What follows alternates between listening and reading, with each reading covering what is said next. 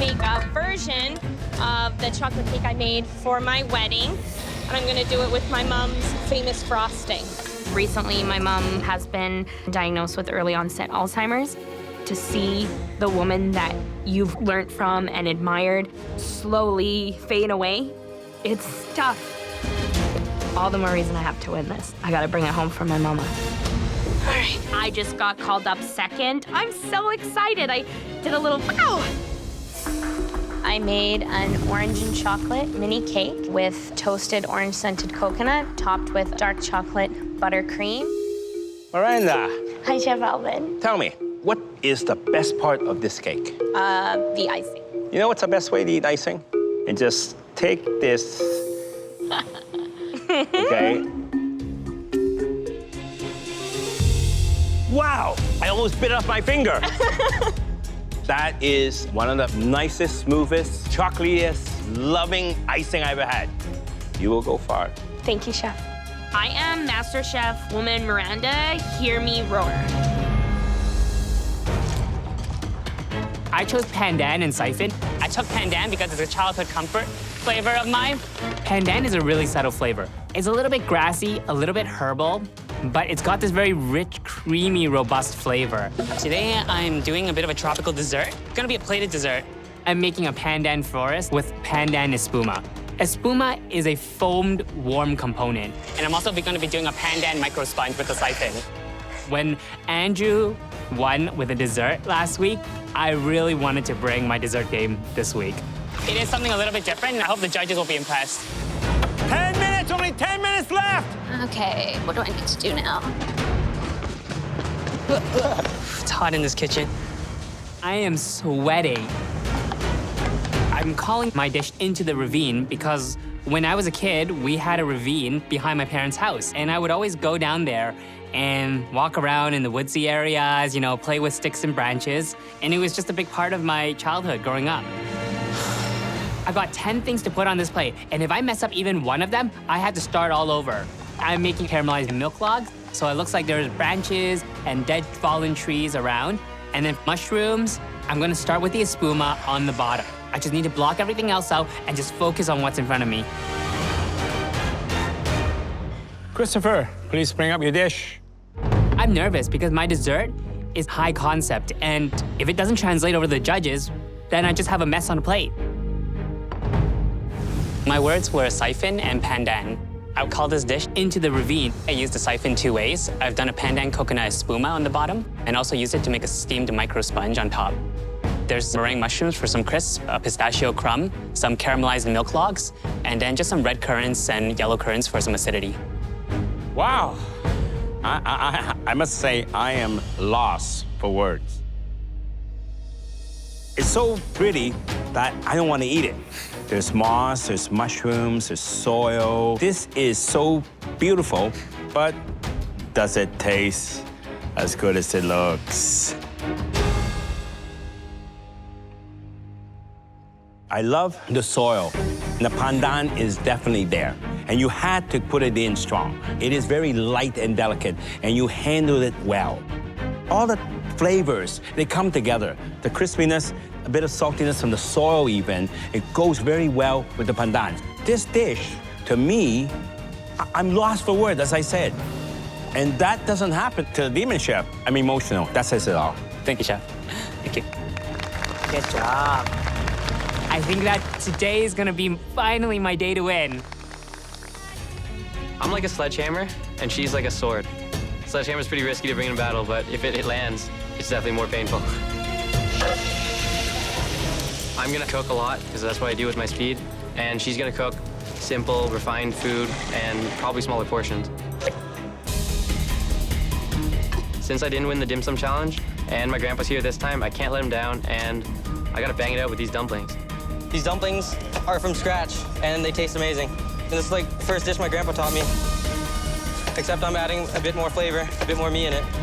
Eric, staying with very Asian influences, his braised pork, his soy flavorings, although ketchup.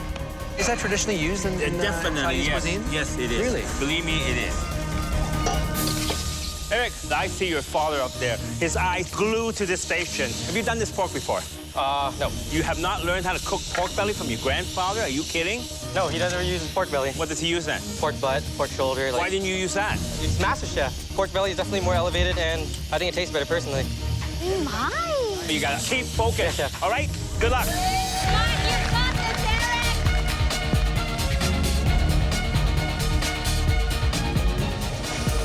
I can see the pork belly coming out. That looks amazing, Eric. Oh, yeah. It looks good. The color looks beautiful. 1 minute! You have 1 minute left! Guys, come on. Come on, guys, you got this. 10, 9, 8, 7, 6, 5, 4, 3, 2, 1. Stop! All right, Eric, your turn. Bring it up. I made a crispy pork belly with a vegetable dumpling and a wasabi mayo with a soy reduction. This is a very ambitious dish. To get a crispy pork belly done in an hour is not easy.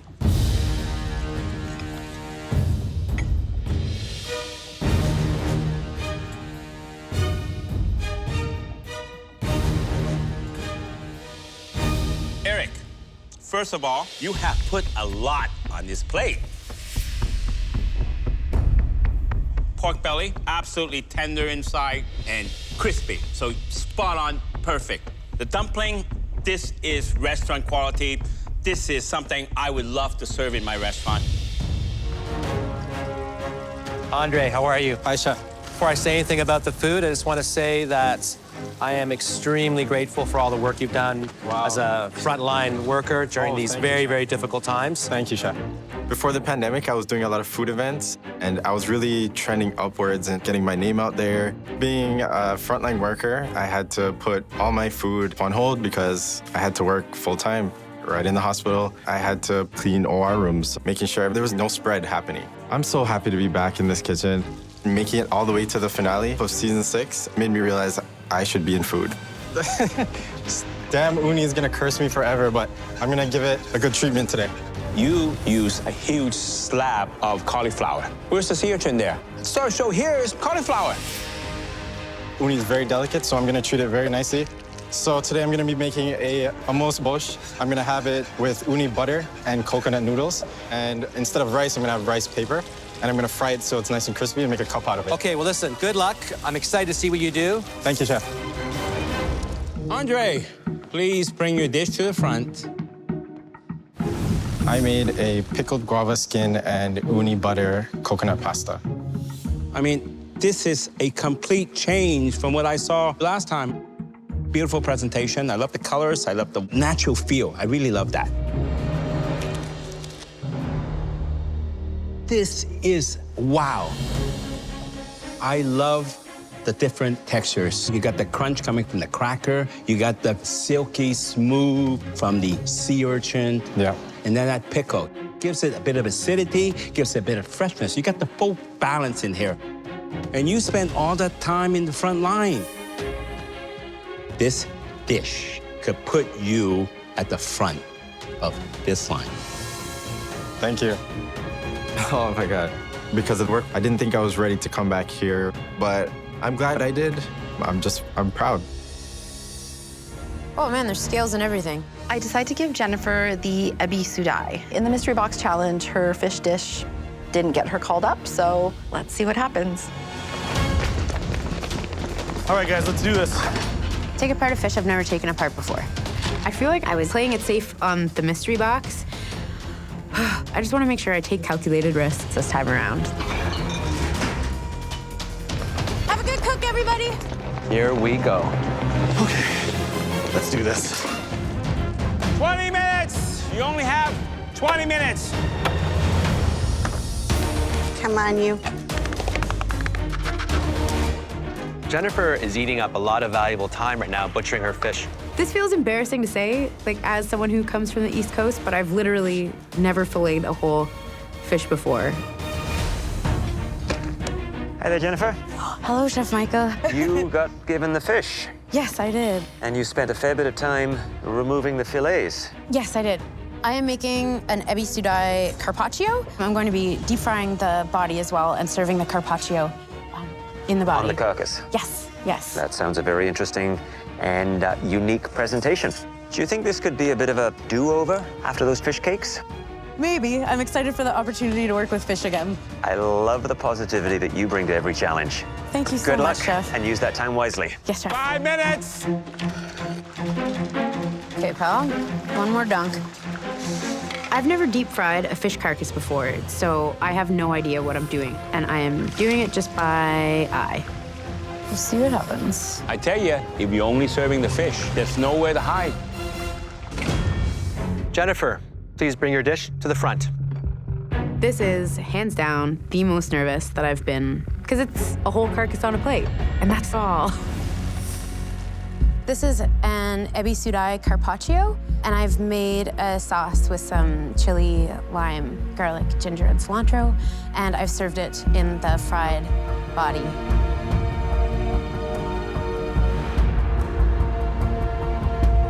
Six seasons, I've never seen anything like this. That's a good thing. Oh, okay. Thank you, Chef. It's pretty amazing. The seasoning, it's just perfectly balanced. Wow. Last challenge, you struggled. This challenge, you're back in the game. You have incredible skill. Thank you so much, Chef. You know, you hit it on the spot. The texture was perfect. The way that you preserve and reuse the carcass of this fish, I am deeply touched. Because Asians don't like to waste anything. This is how we are so crazy rich. Now, you know, in Asia, only the honored guests of the table gets to sink their teeth into this. The eyeballs. Today, I think the person to be honored is you.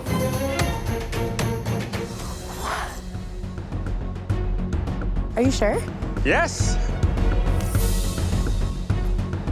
Thank you very much, Chef. You have certainly honored this beloved Asian ingredient. You did it justice. I'm touched. Thank you, Chef. You can float back now. Yeah, oh my God.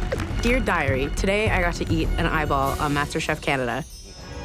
I want to bring Asian flavors to diner food. My wife and I did a trip, spent 6 months in Southeast Asia. It's my favorite food.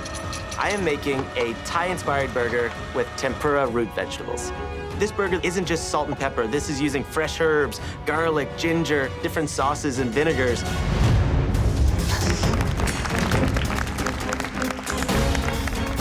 I'm so pumped for them to tuck into this burger. It's a Thai burger with root vegetable tempura. You know, the presentation right out of the gate is eye-catching. That's part of the intention when we ask you to elevate.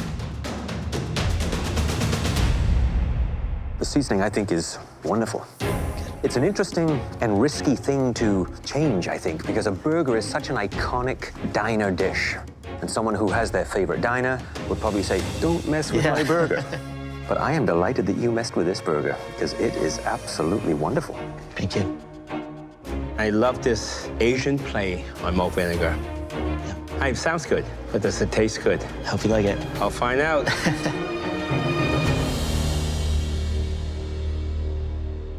I mean, that is fantastic. Eating this by itself was already good, but with that vinegar, wow, wow, wow. Thank you, Chef. To have Chef Alvin try my food and respond in simply so pumped. These ones are a little too big. Everything gotta look good. Keep going, keep going. Two different approaches. Jennifer is going very conceptual, and Andre is going rustic, Caribbean. But the flavors that he knows and loves. I'm making a curry goat balsam. My wife is inspiring this dish because she always takes me out to a million Asian restaurants. Yeah.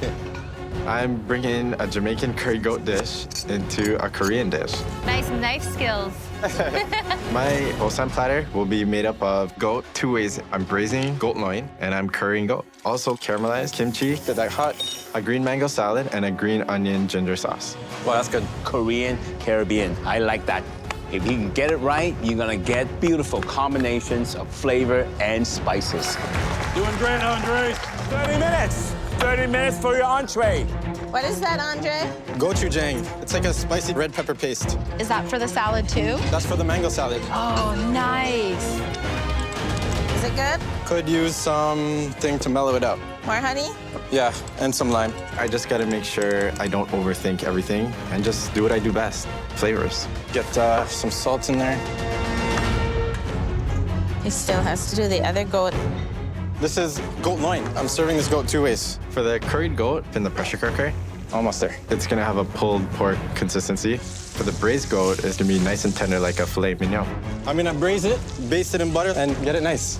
I'm looking for a medium rare cook on my goat loin. If I don't get the cook on this goat right, I'm just handing the trophy directly to Jennifer.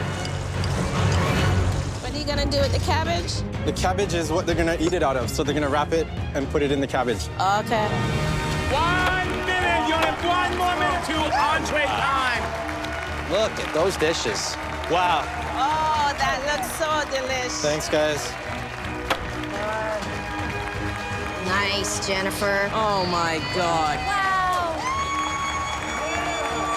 You got it, buddy. You got it. 8, 7, 6, 5, 4, 3, 2, 1.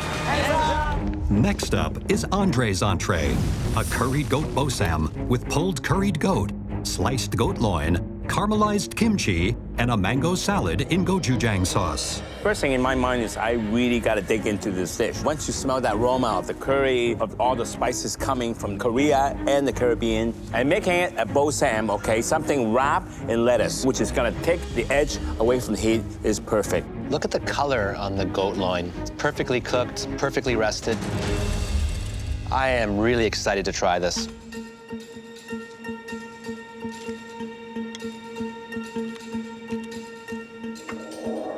I gotta tell you, the flavor is out of control.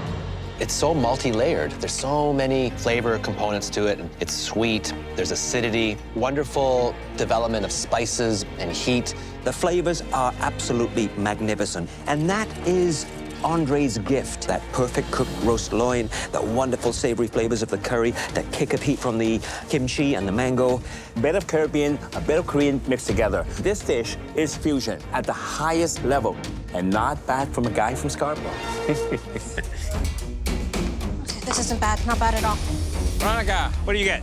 I got the red mullet. My mom loves fish. I cook fish for her all the time. So I'm feeling right at home right now. I'm doing something I know very well. When my mom visits me from Hong Kong, she always requests that we eat at home one day, and I make this dish for her. I am going to do a Thai-style fried fish. I'm going to fry the bone as well. And I'm also doing like a Thai-style sauce for it to be dipped in. Well, this is a Chinese way. I've had many times at a Chinese restaurant. You gotta be very careful. Make sure this part is very crispy because the head takes a lot longer, and this doesn't take very long to burn. I'm well aware of that. I will be holding it with my life. I hope so.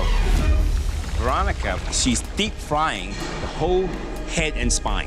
If she pulls that off, it could be a winner. I got one of the easiest fish here. I need to go above and beyond. Veronica, please bring up your dish.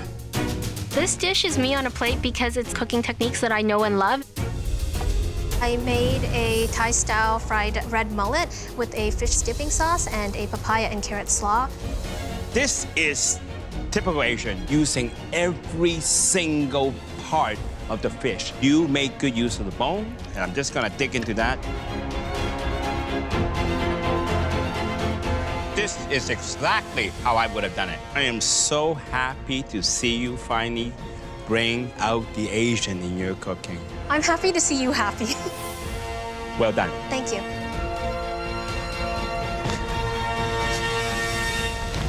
There, go there. I grew up eating Latin American food at least twice a week. So I'm doing a Mexican street-style corn panna cotta. Typically, you think of panna cotta as a dessert. She's turned it upside down and made an appetizer out of it, a savory approach to a panna cotta. That's a smart move. I'm also creating an amuse-bouche, which is a watermelon shooter to kind of cleanse the palate. I am incredibly confident in these flavors. Ooh.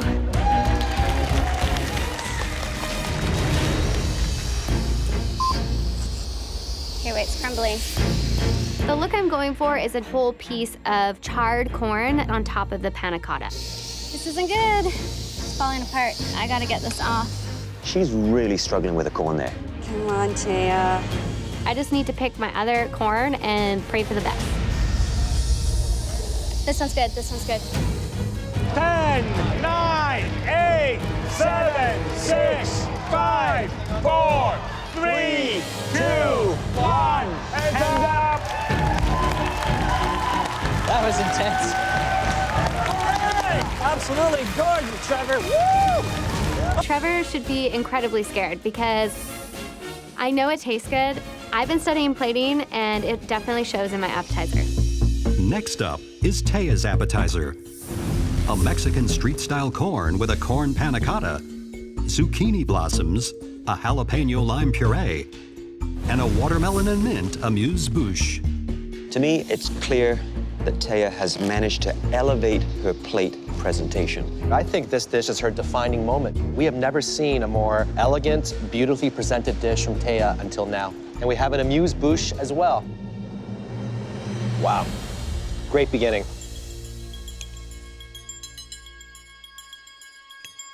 The panna cotta is very good. A little on the sweet side, you get that big hit of corn and that charred corn on top. I thought it was just a very clever way to do it. This dish, I cannot see anything wrong with it. And this is very, very rare. Coming from the Demon Chef, you got all the different tastes. You got the sweet, that's balancing the acidity from the crema, a little bit of hit slice at the end. The combination, it's amazing. She has really captured Latin American cuisine here. There are some major pitfalls, though, when you're dealing with a truffle. They seem to have a lot of ingredients, and that may not be good ideas because, you want that dish to be simple, not too confusing, and you want that black truffle to come through. If I was in this challenge, I'd be looking at using some of that beautiful white asparagus, wonderful fingerling potatoes, smoky bacon. I do a light vinaigrette for that. I do a scrambled egg, finish it off with some shaved truffle. Are you reading my mind? No word of a lie, that's exactly what I'm thinking. The only time I've ever had a truffle was in an omelet with nothing but beautiful shavings of black truffle. Hi, Sabrina. Hi, Chef. So what are you doing? Steamed asparagus, and I'm gonna saute in some butter, and I'm going to crust and panko and deep fried egg with some beautiful black truffle shavings and some toasted walnut garnish. Wow. You gotta be very careful when you deep fry something like egg because it can explode right in your face. Sabrina, yes, Chef. Please bring up your dish. That yolk better run like the Nile. What is this? A panko crusted poached egg laying on a bed of asparagus and black truffle shaved. When I cut through this egg, what should I see? You should see the yolk running out and making a glorious sauce with that truffle. Well, let's give it a try.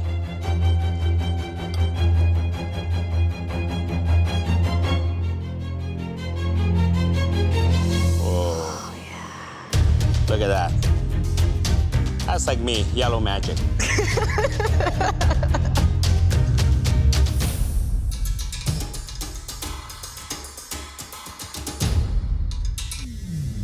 Wow. Eggs, asparagus, truffle, match in heaven. And you slice the truffles nice and thick, so you get the full punch, the full flavor. I want to devour that whole dish. Fantastic. Thanks, Chef. First thought that lands on me is about my dad. He passed away when I was 20. His birthday's coming up soon, so I want to put my heart on a plate today and see what happens. Every birthday, my dad would make bacon-wrapped scallops. So I'm going to try and recreate some of those tastes and smells and hopefully feeling as well. I'm making my dad's birthday scallops, pork belly with rum and cola glaze. It wouldn't be my dad's birthday if he didn't have a rum and cola in hand. For the fire element, I have a smoked pork fat and maple birthday candle. I really wanted to create that smell of bacony fat hitting the grill, but it also melts away into extra sauce on your plate to dip stuff in. 15 minutes! You only have 15 minutes left. Look at that. Jennifer has got liquid nitrogen in her station. For the ice elements, I'm making Dulce ice cream pearls with liquid nitrogen. Dulce is this really yummy, savory snack. It's a kind of seaweed. I'm taking dulce powder and whisking that into some cornstarch slurry and hot milk and start adding liquid nitrogen. And 1 minute later, I have ice cream pearls. I have a lot going on today. There's no shortage of things that could go sideways. 5 minutes! you better start plating. This energy, I mean, it's so intense in here. These are the make and break moments when you're putting your plate together in the last minutes. I'm just sweating so much. It feels like I'm training like an Olympic athlete right now. With ice cream pearls, I'm also going to make hazelnut snow. I'm mixing hazelnut oil with maltodextrin and put it in some liquid nitrogen. I want it to melt like actual snow, like when you get snow on your tongue and then it's just gone. 10, 9, 8, 7, 6, 5, 4, 3, 2, 1. Hands up! Jennifer, please bring your dish up. This dish was to honor my dad. I've made scallops, some pork belly, a dulce ice cream pearl, a birthday candle made out of smoked pork fat. My dad's favorite drink was rum and cola, so I made a rum and cola glaze, and that's brushed on the pork belly. I definitely see the fire and the ice.